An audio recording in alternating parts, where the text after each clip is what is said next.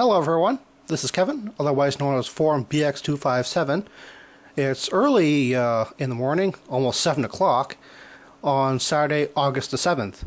And you know what that means.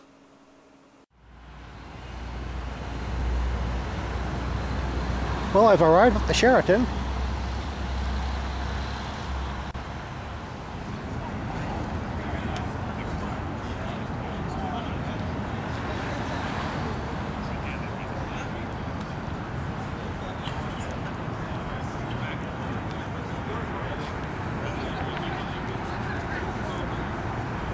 Yeah, quite a bit of people here.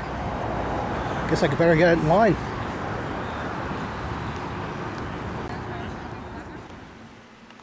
I know I'm waiting in line. I'm not quite the 100th person, despite being somewhat late. And this is what greeted me when I walked through the door. I'm not sure who the person on the extreme left is. My guess was that he was dressed up as Beachhead, but the colors aren't quite right. Anybody else want to make a guess? And here's the main lobby. People collecting their tickets here. Yeah, that guy's wearing an Alley Viper t-shirt.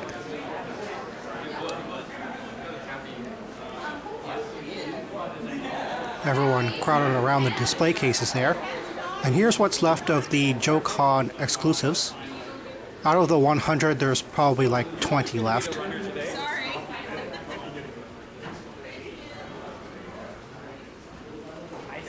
And I'll zoom in on those cases so you can see what I'm looking at. In the cases, Hasbro was kind enough to donate some early Pursuit of Cobra stuff, so we can take a look at it.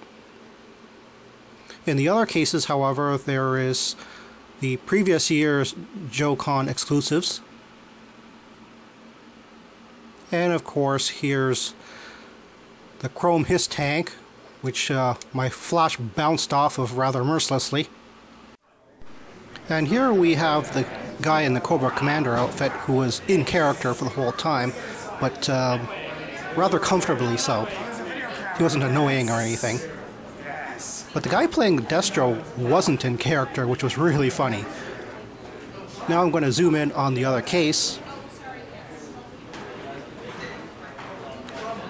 And we can clearly see the limited to 50 blue snake. And here is a close-up of that infamous little guy.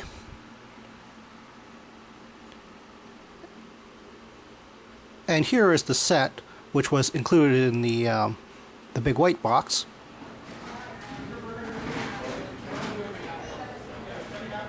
And this is what I believe was the custom table, which fans were allowed to display here. But these look so good that I'm kind of wondering whether I got that wrong or not.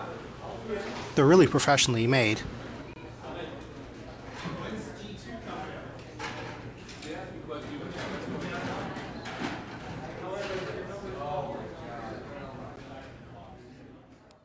And here we have the artist behind the JoeCon exclusive comic book, Jason Liu, and he also did the trading cards as well. Here we have super collector Mark Belemo, and he is here to talk about his upcoming third version or edition of the Ultimate Guide. And here, before entering the main convention hall, is the man himself, Larry Hama. Here he's posing with the guy in the Snake Eyes outfit and Baroness outfit, backhanding a sword rather appropriately. And here I've zoomed in on the empty table of Zach Hoffman, of course the voice of Zartan from the early cartoons. Passing by Larry Hama, who's giving me a friendly wave.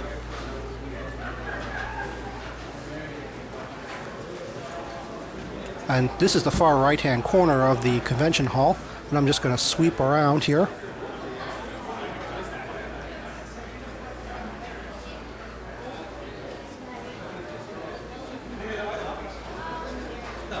Unfortunately, the voice of Lady J, Mary McDonnell Lewis, could not make it. That was rather unfortunate. And here is another sweep from the far left-hand side of the convention hall. On the far left is the representatives of Silver Snail Comics from downtown Toronto. And at the far end is V&L Gifts.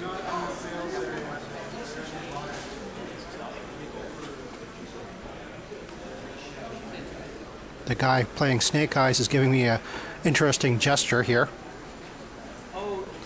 Of course, the proprietors of V&L Gifts are Volker and Lorraine, whom I've actually known since the mid-90s, and I'm so happy that they're still in business after all these years. They're such a nice couple, and they have such a great range of 80s and 90s toys.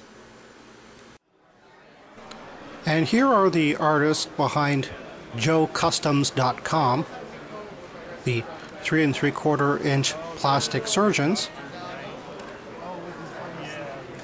Here's a look at their wares. Not only do they do G.I. Joe characters, but also characters from various other media. I especially like the Venture Brothers Phantom Limb.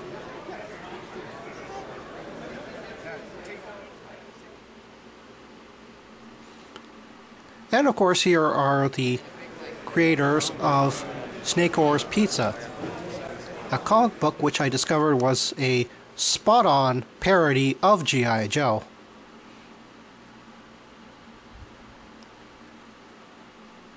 It also has a rather Venture Brothers vibe to it. If you like Venture Brothers, you're going to like this comic book. And this is one of the writers and creators of Snake Oars Pizza. And here is one of the artists of Snake Oars Pizza.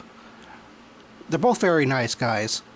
I'm rather ashamed of myself of not picking up a copy to get them to sign it. Rather forgetful of me, actually.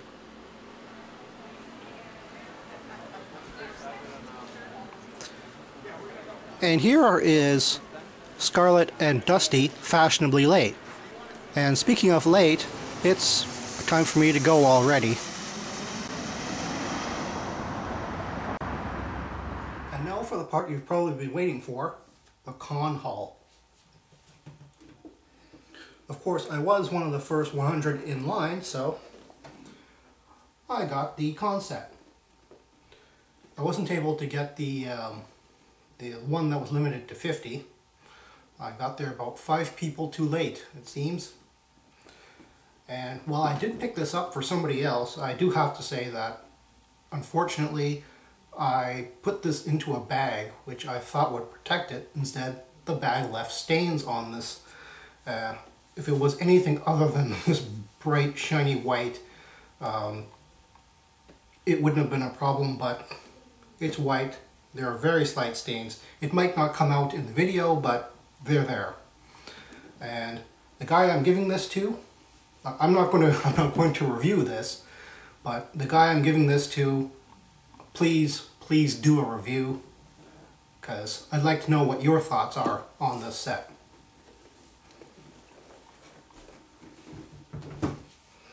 Of course, I picked up a copy of Snake Oars Pizza, which I find really hilarious. It's a black and white, but it's a good book.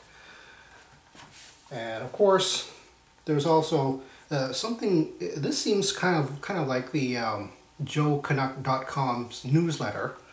Of course, it's filled with a great amount of information, great pictures, and well, I actually learned a thing or two from this.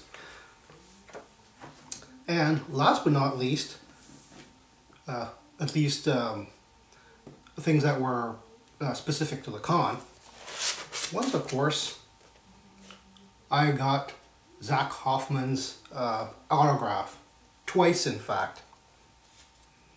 they were giving away these little free cards, and he signed that as well. I didn't think he would, because it's kind of like one item per person. But, well, that's lucky. And as for the things that I specifically went for, I got an old HISS tank. This one is the one with the full red 788 stickers, which I don't have that variant, so that's nice. And I got a straight arm Grunt. He's the only straight arm figure I didn't have for a specific set that I'm building. And once I get that set all together, I'll probably review that. So that's going to be a nice little surprise for some of you.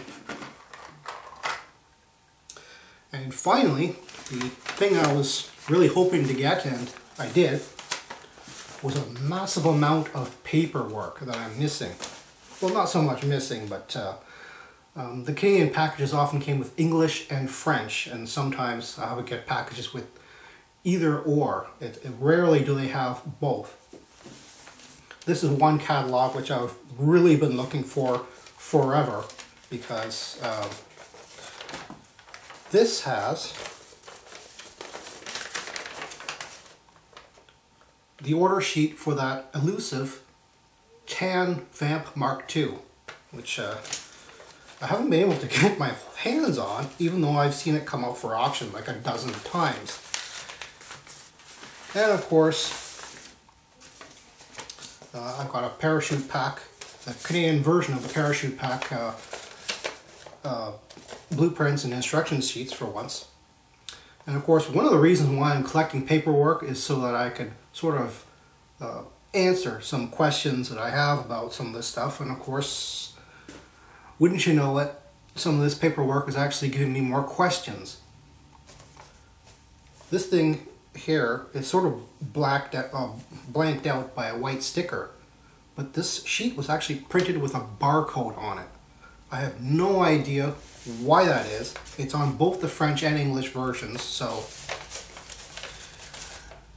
it looks like I won't be doing the parachute pack review quite as soon as I thought I would be. Well, that's back to the internet to try and find some information on why that was. Well, thank you for watching this video, and I'll see you next time with a G.I. Joe review. Thank you.